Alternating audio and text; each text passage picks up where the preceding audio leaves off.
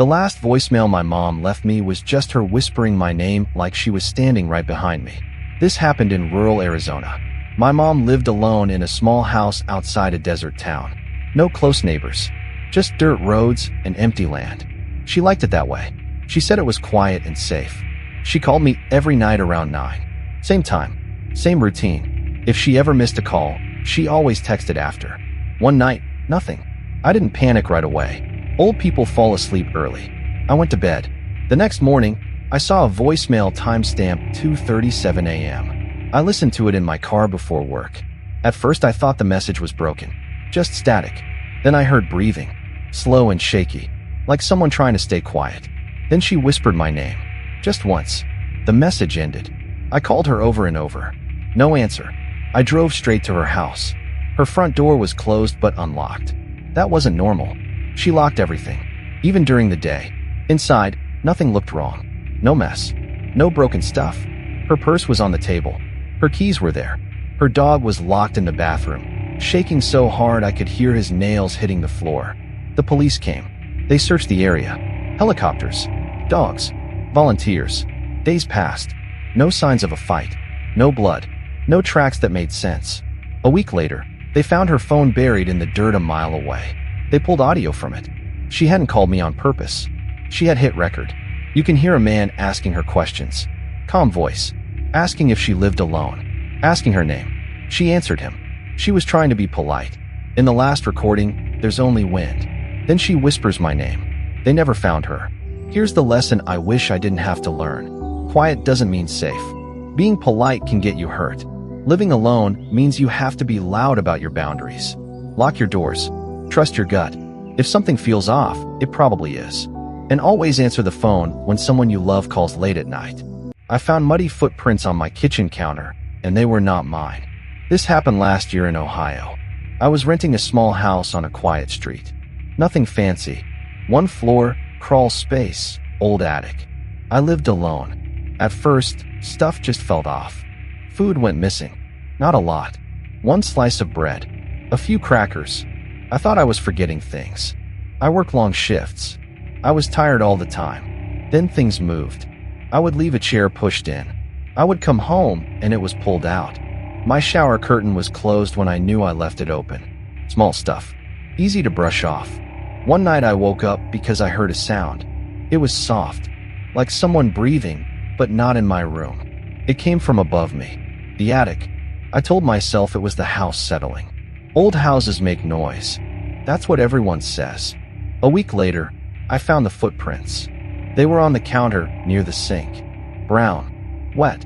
Like someone stepped in dirt, then climbed up. They led to the top of the fridge. From there, they stopped.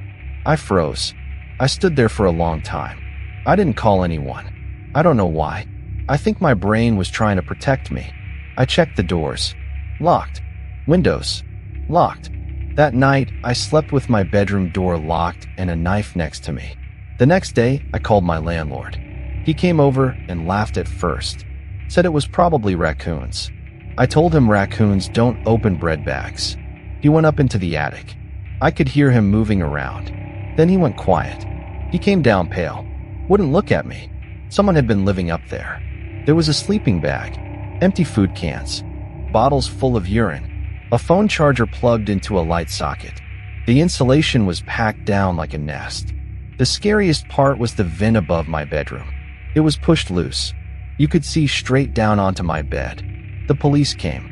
They said this happens more than people think. They called it frogging. Someone sneaks in and lives in your house without you knowing. They never found the person. I moved out that week. I still check my ceilings at night. I still lock my door even when I'm home. And sometimes, when the house is quiet, I swear I can hear breathing that isn't mine. The moral lesson is, don't ignore small signs. Missing food and moved items matter. If something feels wrong, it probably is. Check your house. Ask for help early. Your safety comes first. The dispatcher kept calling my phone, even though I hadn't dialed 911. I was home alone in my apartment in Arizona. Normal night. TV on low. Nothing strange. My phone rang from an unknown number. I ignored it. It rang again and again. I finally answered. The woman said, "Sir, we received a 911 call from this number." I told her I didn't call. She asked if I was safe. I said yes. She asked if anyone else was with me. I said no. She went quiet for a second, then said, "Stay on the line." She asked me to walk through my apartment and describe what I saw. Living room, kitchen, bathroom, everything normal. Then she asked me to check the bedroom. I didn't want to. She said officers were already on the way, but she needed me to confirm. I walked in slowly. Bedmate. Lights off. Closet door closed. She asked if my phone was with me. I said yes. She said, "Then the call didn't come from your phone." My stomach dropped. She asked if I heard anything earlier. I told her about a soft noise, like breathing. I thought it was the TV. She told me to leave the apartment immediately. I stepped into the hallway barefoot. 2 officers showed up minutes later. Guns out. They went inside. They found a man hiding on the top shelf of my closet. He'd been there for hours. The 911 call came from an old landline jack in my bedroom. I didn't even know it still worked. Police said sometimes people test lines. Sometimes they listen. I moved out the next week. The moral lesson is, don't ignore things just because they seem small or normal. Trust your instincts, answer the call, and take warnings seriously. Sometimes the thing you brush off is the thing trying to save you. The apartment across the hall had been empty for months. That's why the sound of running water made my stomach drop. I lived alone in an old apartment building, the kind where you hear every footstep and every door. The unit across from mine had been locked and empty since I moved in. No lights, no mail, no noise. Until one night. It was past midnight when I heard it. A shower running. At first, I thought it was my place. I checked. My bathroom was dry. The sound was still there. I stepped into the hallway. The light under the door across from me was on. That had never happened before. The next morning, I asked the building manager. He said no one lived there. He said it had been vacant for months. He laughed it off and said the pipes were old. But the sounds kept coming. Late-night footsteps. A TV on low volume. The smell of food in the hallway. Once, I saw the door slightly open. Just an inch. Then it slowly closed. I stopped sleeping well. One night, I called security. They unlocked the apartment. Inside, someone had been living there. A mattress on the floor. Clothes. Empty food containers. A phone charger plugged in. Whoever it was had access to the building and knew no one would check. The police said the person likely used empty units to stay hidden. They were gone before morning. I never heard the sounds again. But every time I walked past that door, I still slowed down. Moral lesson. If something feels wrong, don't ignore it. Small signs can warn you before something worse happens. I heard the crying through the office wall before I knew her name. I worked as a junior clerk in a small construction company in the Midwest. The boss was a rich man in his late 50s. People feared him. Nobody challenged him. I stayed quiet and did my job. That is why I noticed things. The first girl was the receptionist. She was 19, soft-spoken, always early. One morning, she stopped coming to work. When I asked where she went, a manager smiled and said, "The boss married her." No one celebrated. Weeks later, I saw her at a grocery store. It was summer, but she wore a long coat. Her eyes stayed on the floor. When the boss walked in, she stiffened like she had been struck. That was when I understood. Then it kept happening. Young interns, new hires, girls who needed money or help. The boss called them into his office. He promised safety and support. If they refused him, they lost their jobs. If they agreed, they disappeared. He did not marry them in public. Everything was quiet.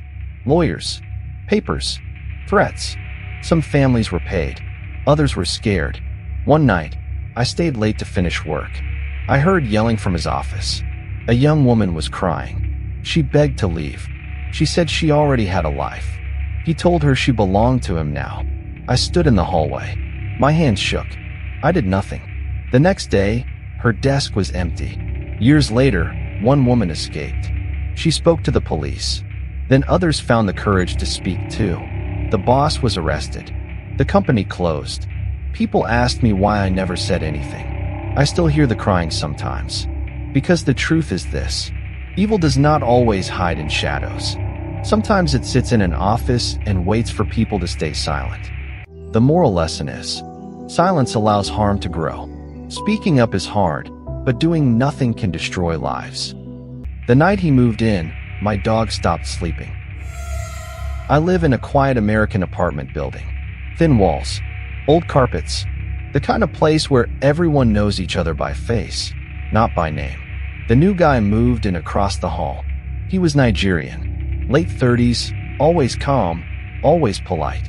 He smiled a lot. He said, "Good evening," every time we passed. He smelled like strong cologne. At first, nothing felt wrong. Then my dog started growling at the door around 2 a.m. every night. Low, deep growls. Not barking, just warning sounds. He only did it when the hallway was quiet. I thought it was rats. Or pipes. One night, I opened the door to check. The hallway was empty, but I could hear breathing. Slow, close, like someone was standing just out of sight. I closed the door fast.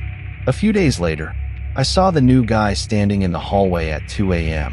No phone, no shoes, just standing there, facing my door. When he noticed me watching through the peephole, he smiled and waved. I didn't sleep after that. Things started going missing. Small things. My doormat. A package. Once, my shoes moved from where I left them. I thought I was losing my mind. Then I heard scratching sounds from inside my walls. I called maintenance. They found nothing. One night, I woke up to my dog whining. Not growling this time. Scared. I checked my phone. 2:11 a.m. There was a soft knock at my door. I stayed silent. The knock came again. Slow. Careful. Then I heard his voice. Calm. Friendly. Neighbor, I think something is wrong with your wall. I didn't answer. After a long time, I heard footsteps walk away. The next morning, the police were outside our building. Another tenant had called them. Someone had been crawling through the ceiling crawl space, moving between apartments. They arrested him that day.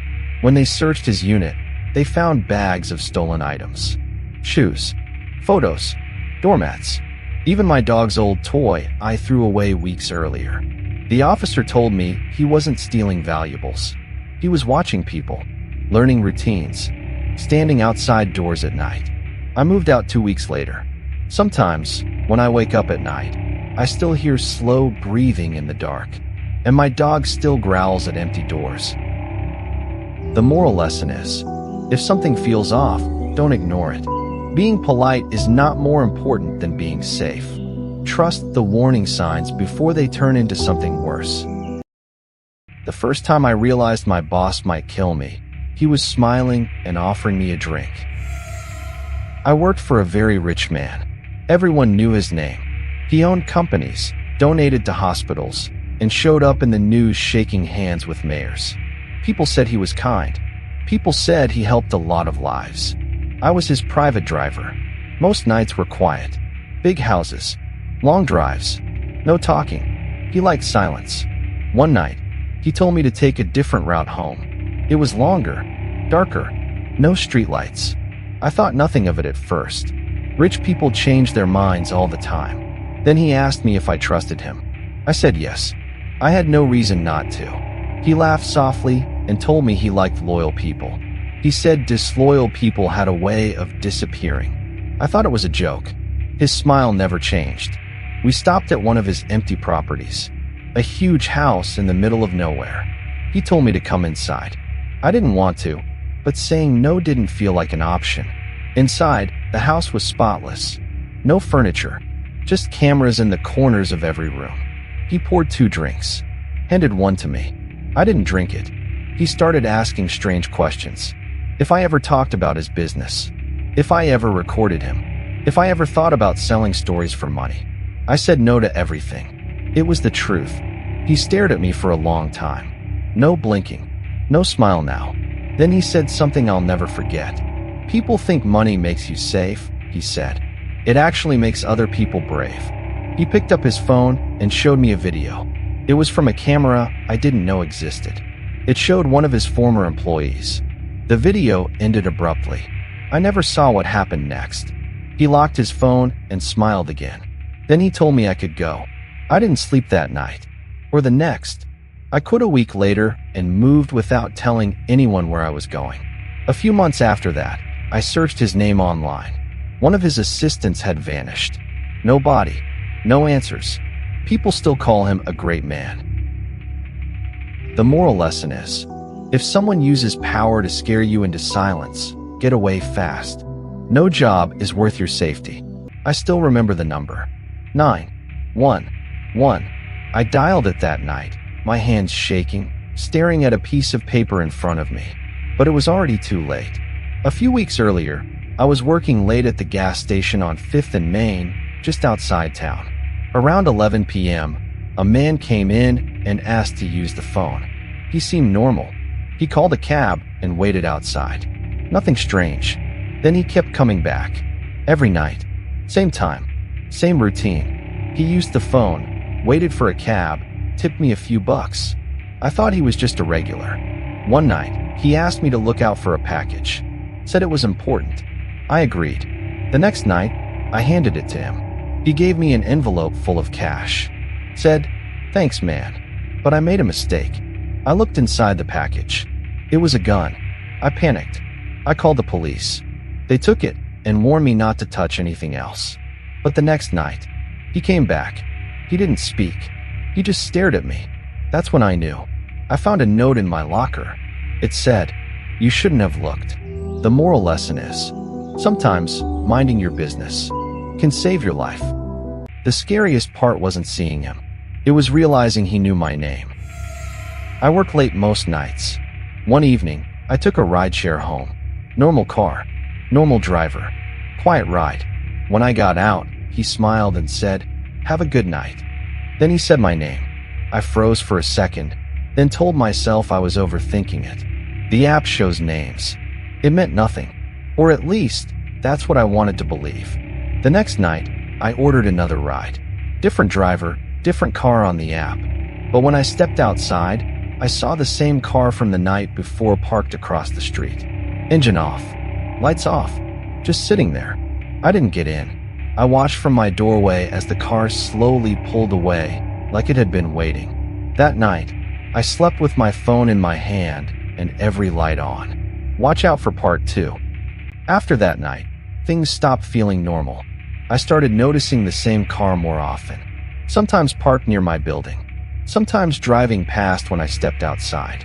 I kept telling myself it was coincidence. Then small things started happening. One morning, my car door was unlocked. Nothing was taken. Another day, my trash bin was moved closer to my door. Once, I found a note under my wiper that said, "You forgot this." There was nothing with it. I checked my rideshare app again. The driver from that first night had left me a review. 5 stars. The comment said, "Very quiet. Very polite." That didn't make sense. Drivers don't write comments like that. One night, my phone rang from a blocked number. I answered before thinking. No one spoke. I could hear traffic, then breathing.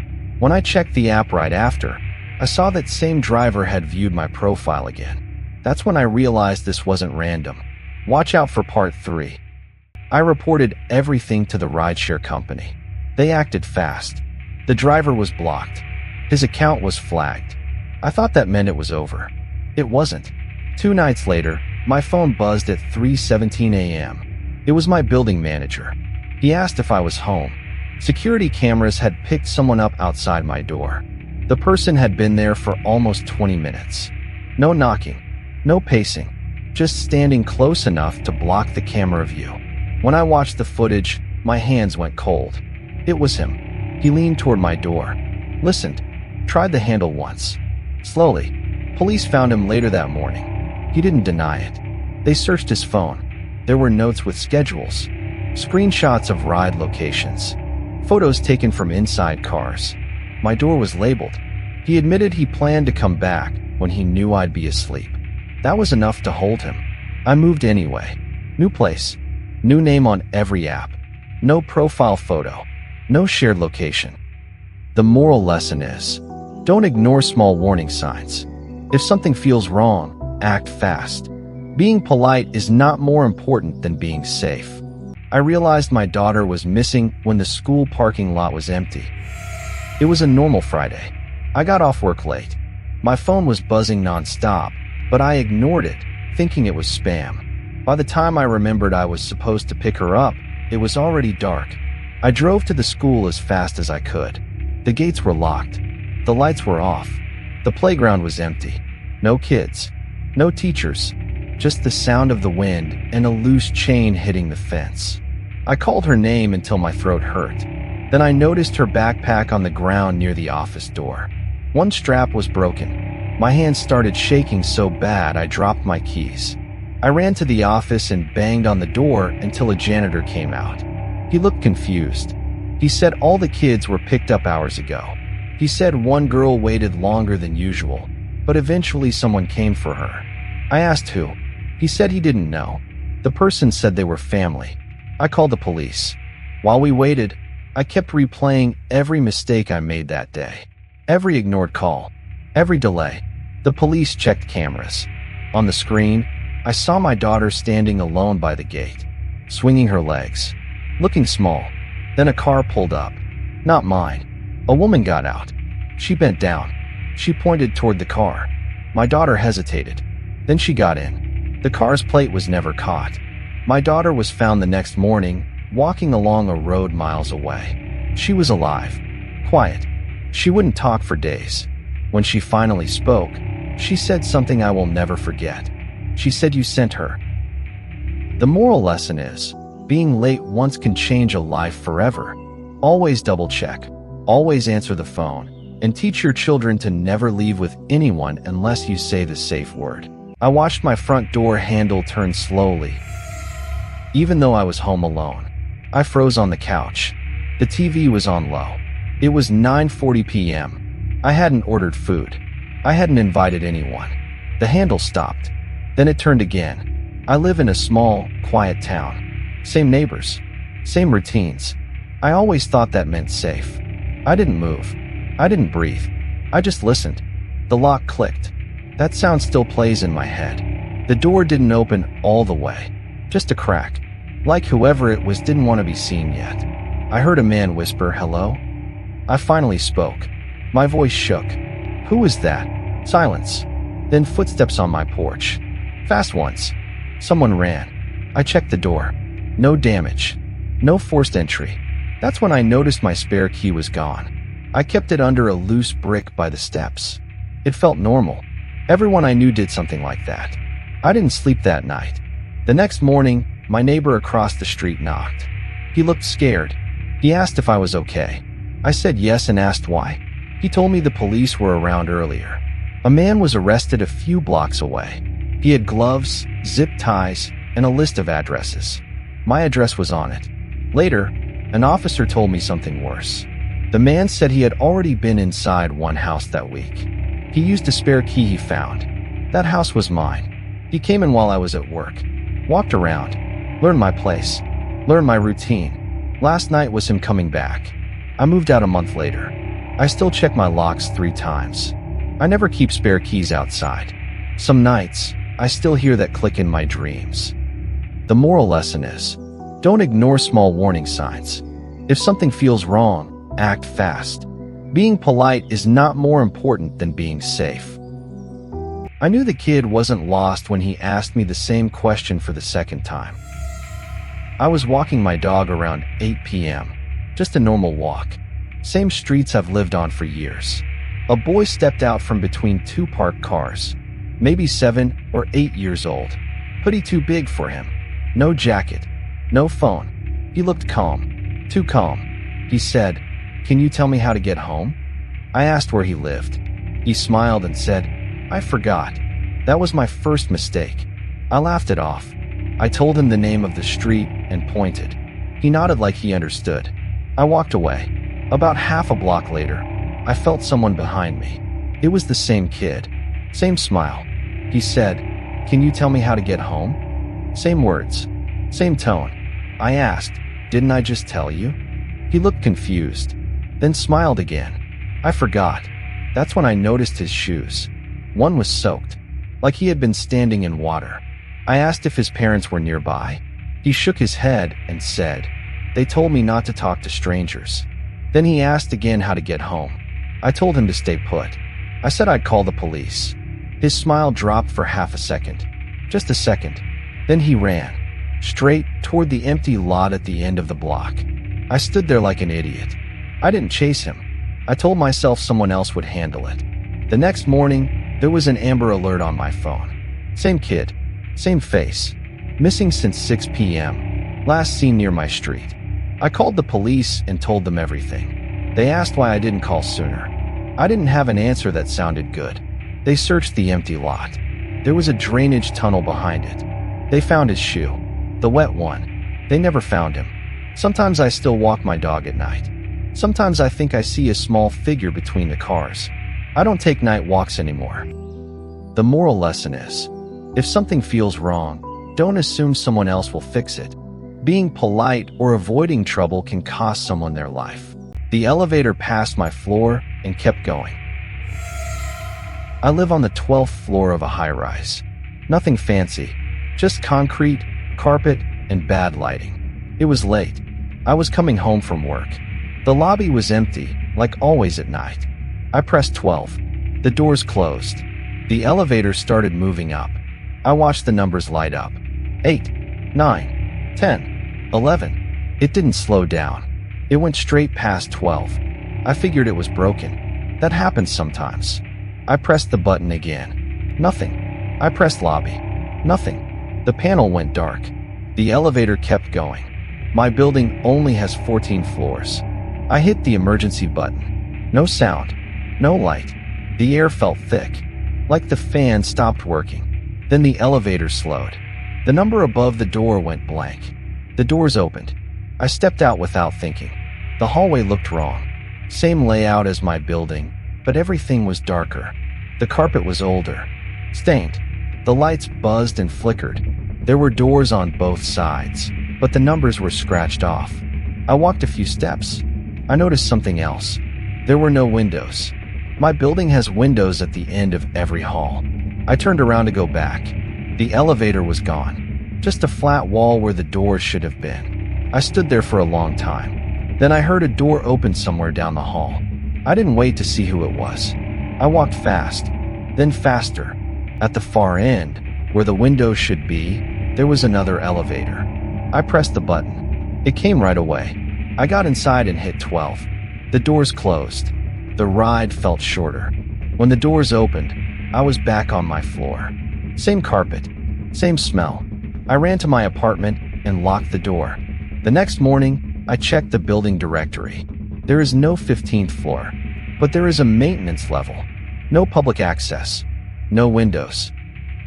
The moral lesson is, just because something looks familiar doesn't mean it's safe. Sometimes the fastest way out is not the right one. The house was empty, but someone signed for the package.